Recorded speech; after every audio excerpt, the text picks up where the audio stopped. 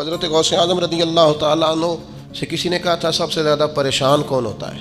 اور اس کی حضور بدگمان آدمی زیادہ پریشان ہوتا ہے، جس کا گمان برا ہو جاتا ہے نا، برا سوچتا ہے، وہ سب سے پریشان ہوتا ہے۔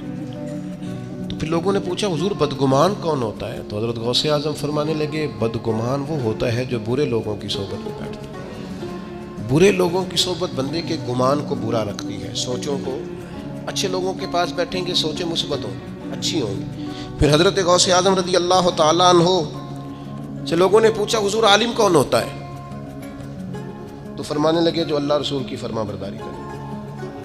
جاہل کون ہوتا ہے؟ فرمایا جو رب رسول کی نافرمانی کرے۔ زیادہ باتیں کرنے، زیادہ لمبی تقریریں کرنے والا عالم، فرما بردار ہو تو عالم۔ پھر حضرت غوث اعظم رضی اللہ تعالیٰ عنہ سے کسی نے کہا حضور تنگ دستی کس بندے پر آتی ہے؟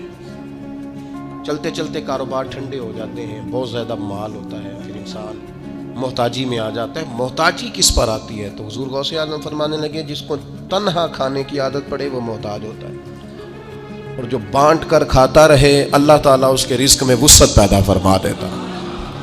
حضرت غوث اعظم رضی اللہ تعالیٰ عنہ سے بہت سارے لوگ آ کے مسئلہ پوچھتے تھے اللہ کیسے راضی ہوگا؟ تو حضور غوث اعظم فرمانے لگے میں نے 50 سال پڑھایا ہے، سب سے جلدی رب تب راضی ہوتا ہے جب کسی بھوکے کو کھانا کھلایا جائے، اللہ فٹافٹ جلدی راضی ہو جاتا ہے۔ پھر حضرت غوث اعظم رضی اللہ تعالیٰ عنہ سے کہا حضور برباد کون ہوتا ہے؟ کون آدمی ہے جو ساری صلاحیتوں کے باوجود برباد ہو جاتا ہے؟ تو حضرت غوث اعظم رضی اللہ تعالیٰ عنہ فرمانے لگے جو مداحنت کا شکار ہو، جو سستیاں کرے، آج کر لوں گا، کل کر لوں گا، پرسوں سے شروع کروں گا، بس میں نے ٹھیک ہو جانا ہے۔ فرمایا یہ نہیں ٹھیک ہو سکتا، یہ آہستہ آہستہ تباہی کی طرف جانا ہے۔ دین پہ عمل کرنا ہے تو کل پرسوں کا کیا مان، آج کیوں نہیں، ابھی سے کیوں نہیں، فوراً کیوں نہیں؟ فرمایا کرتے تھے یہ چیز انسان کو کمزور کر دیتی ہے۔ پھر حضرت غوث اعظم رضی اللہ تعالیٰ عنہ سے کسی نے کہا کہ حضور انسان ٹھیک ٹھیک کیسے چل سکتا ہے؟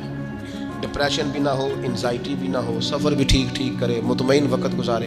یہ میں اپنے لفظوں میں کہہ رہا ہوں آج کی بیماریوں کا جو لوگوں پر غلبہ ہے، حضور کوئی پریشانی نہ ہو، بندہ صحیح چلے، کیا کیسے ہو سکتا ہے؟ تو غوث اعظم فرمانے لگے دو سواریاں ہیں کبھی چھوڑے نہ، ایک صبر کی سواری، ایک شکر کی سواری۔